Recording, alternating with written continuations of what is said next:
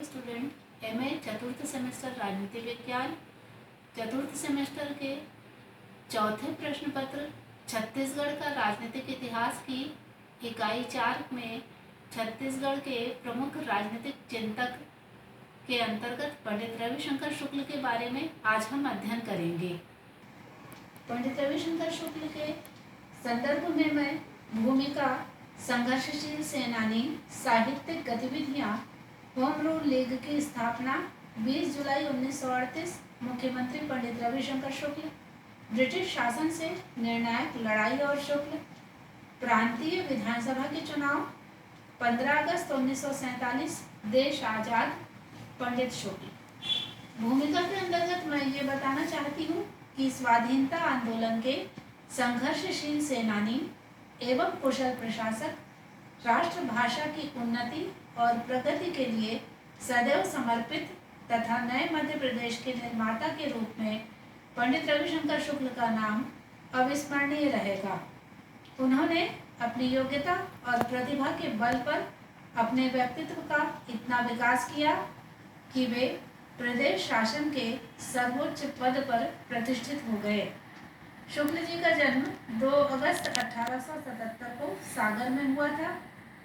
उनके पिता का नाम पंडित जगन्नाथ शुक्ल था। उनकी प्रारंभिक शिक्षा सागर में और माध्यमिक शिक्षा रायपुर में हुई। बाद में कानून की पढ़ाई के खैरागढ़ के हाई स्कूल में उन्हें प्रधानाध्यापक पद संभालने का निमंत्रण मिला, जिसे उन्होंने स्वीकार किया। वे एक लोकप्रिय तथा अनुशासन प्रिय शिक्षक के रूप में विख्यात हो गए। बाद में शुक्ल जी बस्तर और कवर्धा रियासतों के युवराजों के ट्यूटर भी नियुक्त हुए। संघर्षशील सेनानी के रूप में स्वाधीनता आंदोलन में और एक कुशल प्रशासक के रूप में उनकी छवि अविस्मरणीय है। साहित्यिक गतिविधियों के अंतर्गत मैं ये बताना चाहती हूँ कि शुक्ल जी ने साहित्यिक क्षेत्र में बहुत प्रगति की। उनके संपादन में कान्यकुब्ज पत्रिका का प्रकाशन भी हुआ। 1935 में शुक्ल जी ने महाकौशल हिंदी साप्ताहिक का प्रकाशन आरंभ किया। दूसरे वर्ष उसका प्रकाशन स्थान बदलकर रायपुर कर दिया गया। आगे चलकर उनका महाकौशल दैनिक के रूप में प्रकाशित होने लगा। यह छत्तीसगढ़ का प्रथम दैनिक पत्र है और आज भी प्रकाशित हो रहा है।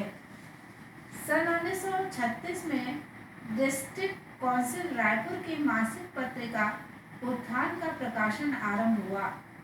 अपने साहित्यिक स्तर के लिए ये पत्रिका विख्यात थी।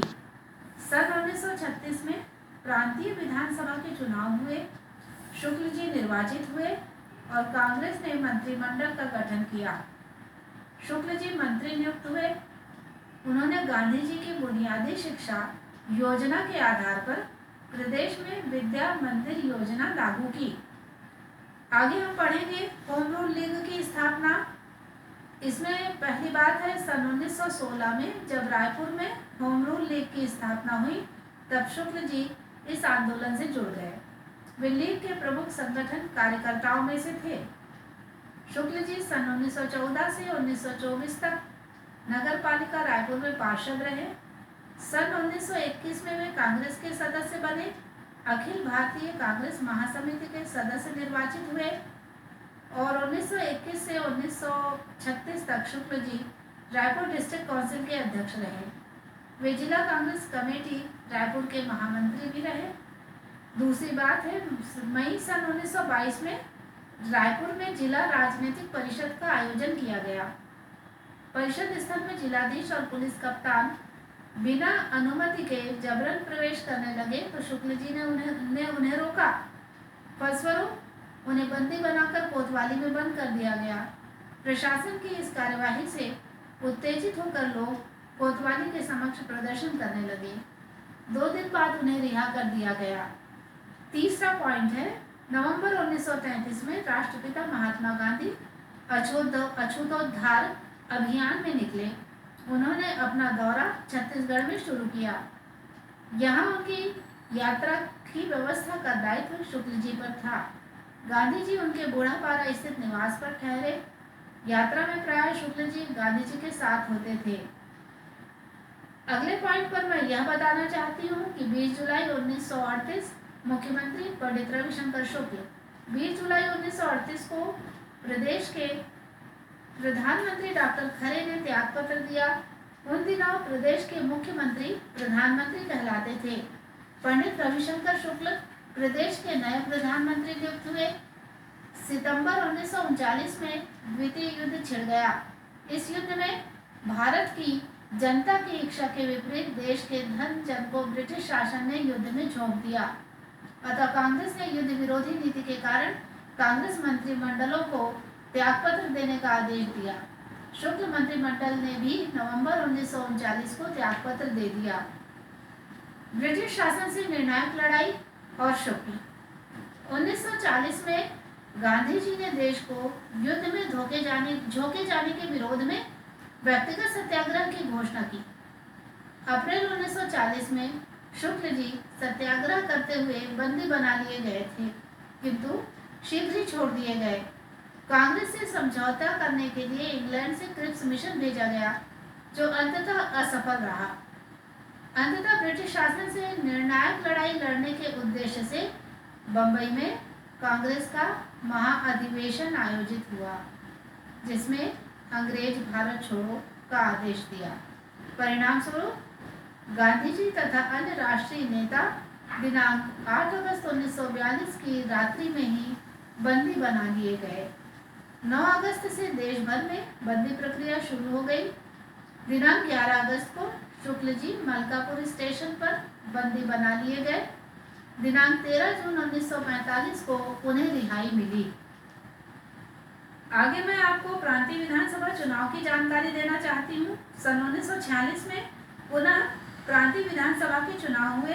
कांग्रेस को बहुमत प्राप्त हुआ और अप्रैल 1946 को शुक्ल जी पुनः प्रदेश के प्रधानमंत्री निर्वाचित हुए। 15 अगस्त 1947 देश आजाद, पंडित रविशंकर शुक्ल। 15 अगस्त 1947 को देश आजाद हो गया। स्वतंत्र भारत के नए संविधान के अनुसार सन 1951 में आम चुनाव हुए। प्रदेश में पुनः कांग्रेस को बहुमत प्राप्त हुआ था। शुक्ल जी मुख्यमंत्री पद पर सुशोभित हुए। जब भाषावार प्रांतों का पुनर्गठन हुआ, तब शुक्ल जी के नेतृत्व में इस नए मध्य प्रदेश का जन्म हुआ। उन्हें मध्य प्रदेश के निर्माता के नाम से संबोधित किया गया।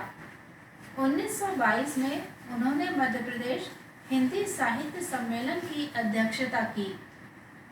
आयरलैंड का इतिहास भी लिखा, जो उत्थान में धारावाहिक रूप से प्रकाशित हुआ था।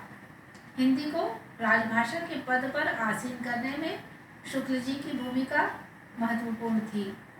हिंदी की प्रशासनिक शब्दकोश निर्माण के लिए उन्होंने डॉक्टर रघुवीर को नियुक्त किया। शुक्ल जी प्रखर स्वतंत्रता संग्राम सेनानी तो थे ही, कुशल प्रशासक, राजनीतिज्ञ, भव्य व्यक्तित्व के स्वामी और सहृदय मानव भी थे।